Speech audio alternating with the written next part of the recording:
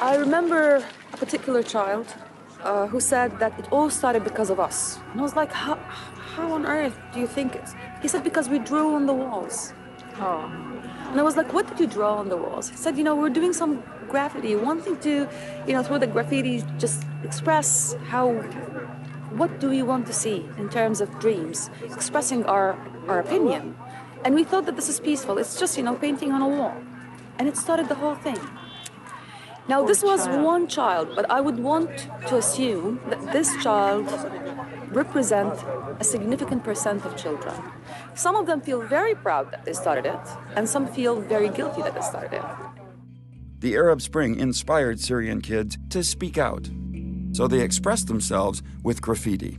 When the regime found the graffiti, it responded with full force, imprisoning and even torturing the children.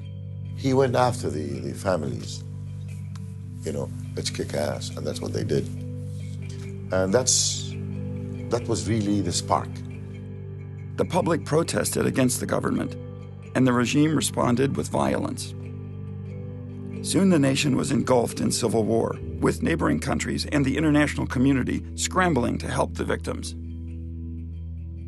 They're not fighters, and they're not rebel troops. Right. They're just really helpless kids who thought that they were inspired by what they saw in Cairo, and they thought, well, hey, let's give it a try.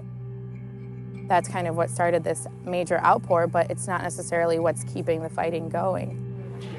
When you hear the stories, when you see the facial expressions of them telling the stories, when you see their facial expressions when they, come out of the bus the minute they arrive, the expressionless faces tells you that they are so drained, they're so tired. There's nothing left. But they're too young to be tired. So you have to say no. There's still hope. We have to fight for hope together.